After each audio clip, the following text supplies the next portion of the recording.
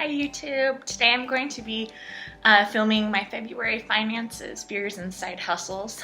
I'm still pregnant and I'm actually due today, but this baby has decided that he is quite cozy and hasn't come out yet. So I'm scheduled for an induction tomorrow, and with all of this I'm having a lot of fear and anxiety, and I just thought maybe I would kind of talk about some of my February finances, fears, and side hustles in this video today. I made a list, so if you see me looking down, I'm sorry. I don't have it all quite memorized verbatim what I'm going to say, but I do have some key ideas and concepts that I want to talk to you guys about. So these are my February fears. We have enough money saved in cash for our delivery. I am doing a, I'm not insured for my pregnancy because I got pregnant when I was on my old insurance and nobody would cover me on my new insurance. Well, it's not even my new insurance. My husband just makes too much money for us to apply for any sort of special funding, so we're paying for the delivery with cash. So I found a hospital that will deliver me for $3,000, but it doesn't cover an epidural, and so right now we have enough money saved for the delivery, but we don't have enough money saved for the epidural. So I'm kind of terrified to go into labor tomorrow for my scheduled delivery because the money isn't there for an epidural, and I'm gonna try my hardest to just have a natural labor, but I wish that we had the money saved for an epidural. I would have more peace of mind.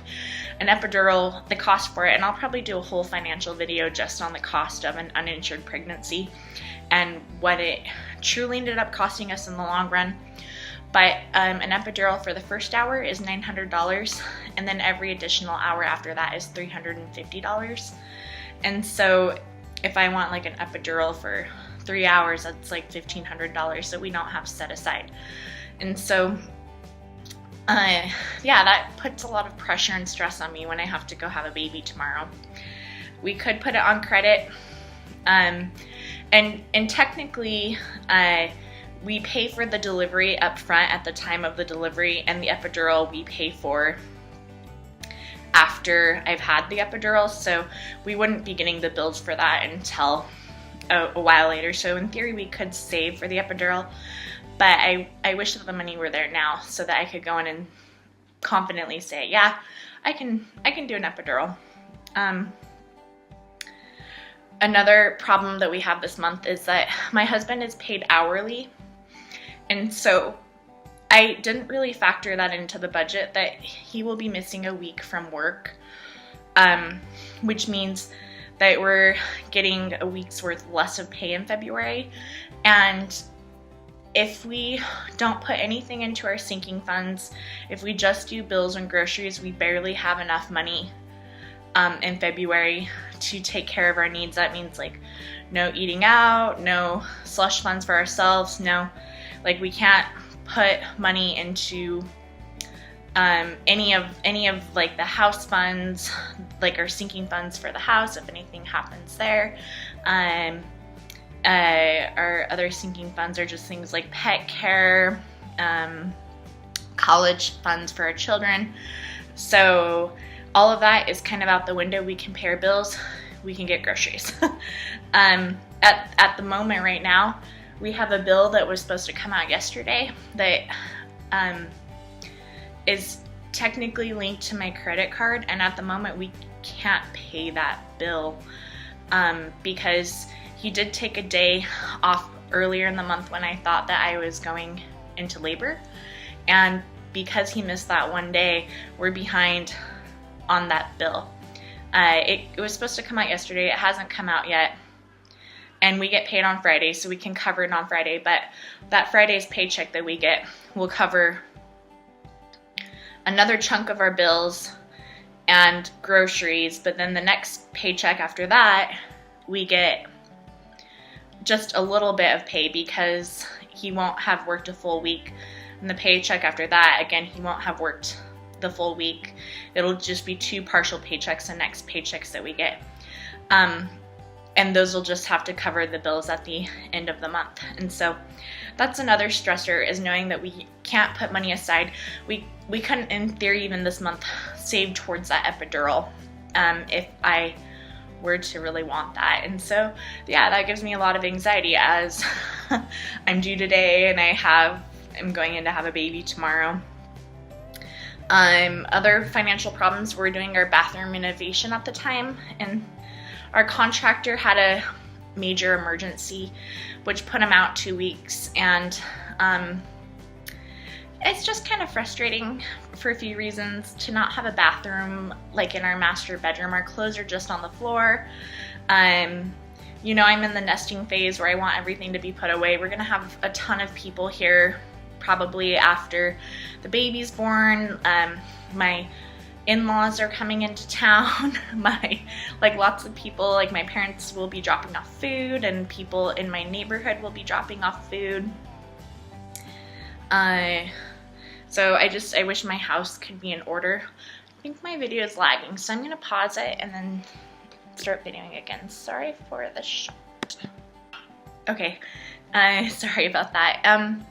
And then along with the fears of just not having my house in order, the bathroom renovation is costing a lot of money. Like, we had to go buy, what was it that we bought? Oh, we bought a light for the bathroom, and it cost $158, and we only have $100 right now in our house sinking fund for projects like that. And so I'm really hoping that maybe I can come up with the $58 on this next paycheck to put into the home fund so that we can pay that off. Like right now, technically, we're in debt. We're like $58 in debt. And then when that bill comes through for my health insurance, which should have come through yesterday, will be $241 in debt, plus the $58. So we're at negative $300 right now that's on our credit card that we don't at the current moment have cash for. Another money problem is that my husband is anticipating a job loss in November. He is a contract worker with computers. The company that he's working for is going to be migrating their service over to a bigger corporation.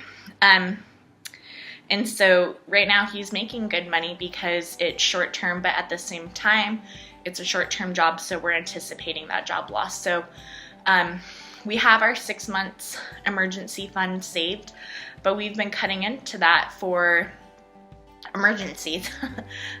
We've been cutting into that for the bathroom, and so it's kind of scary knowing that we have an upcoming epidural, we have these bathroom funds, we need to restock our emergency fund because he will be having a job loss coming up.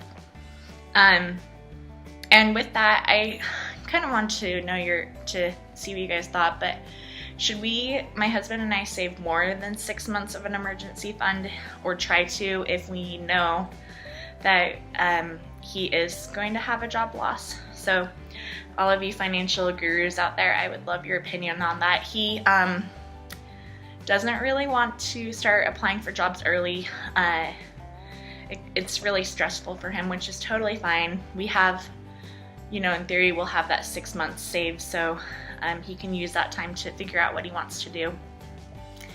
But I don't know, would you guys save more than that if you knew that you were having a job loss coming up? Okay, so some of my money solutions that we've come up with is to offset some of this loss. We decided to start selling stuff on eBay. So we're gonna hit eBay really hard this month, and we'll let you know how that turns out. I've been doing a lot of couponing.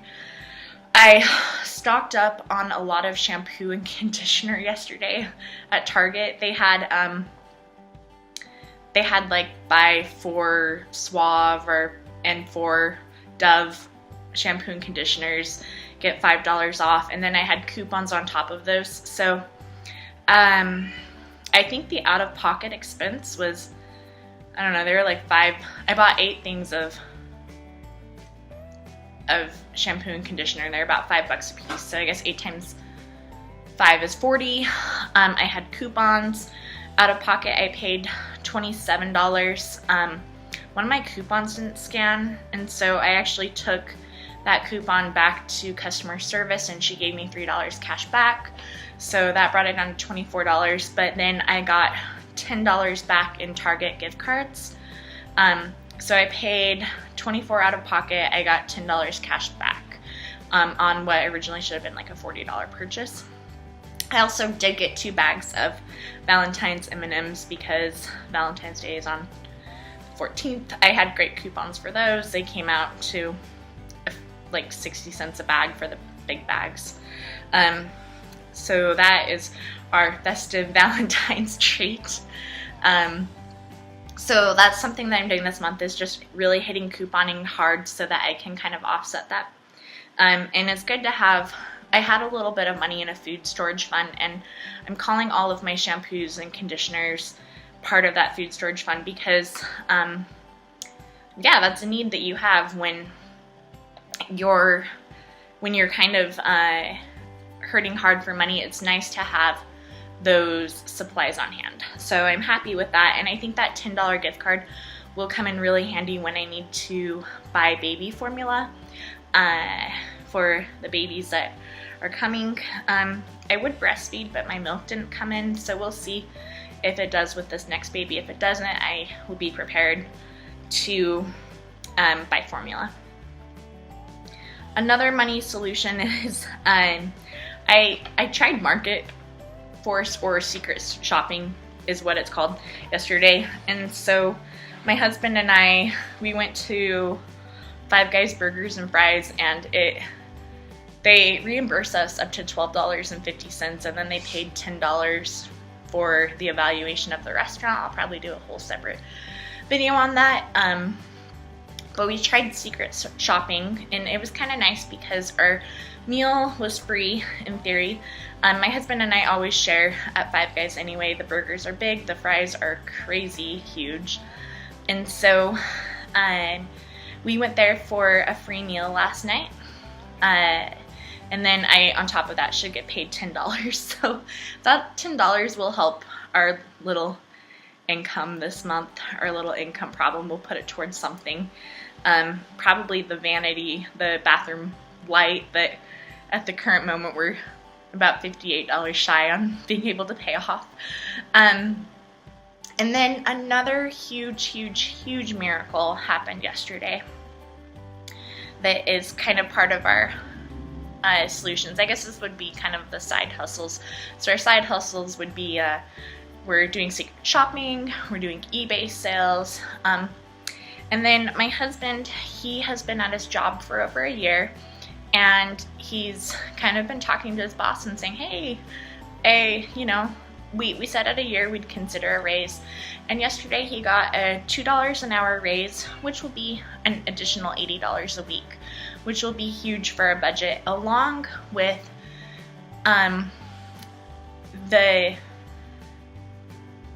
I wouldn't say promise, but they said, and at the end of the month we'll evaluate and see if we can get that hired to additional $2 or $3.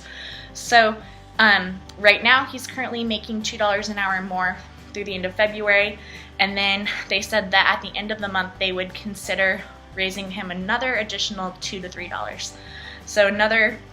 So we figured out last night that would be an additional $4,000 a year is the $2,000. And then if he made another $2 an hour, that would be $8,000. And if he did make so if his pay went up to $5, an additional $5 an hour, that would be up to $10,000 bonus this year. And that is huge. When he told me that just relieved so much pressure on my plate. I was even at the point where I was kind of considering having him not stay the week after we had the baby because our February finances were so scary. And when he told me that, it's like, you know what, we can make up for it, you know, we can do this. And so that was such a huge blessing, and I'm so proud of him for being aggressive and talking to his bosses and saying, hey, you know, just reminding them that this is something that they had talked about and negotiated early on when he was hired on. And not everybody fights for those things because it's scary. It's scary to ask your boss if you want to, you know, to get a raise. And so I'm super proud of him for doing that. And yeah, thank you so much for watching this video. If you, yeah, I'd just love to hear how you guys are doing. How's February coming along for you? Is it going to be stressful, or is February going to be a good month? I sure hope it's a good month for all of you. Take care. Bye.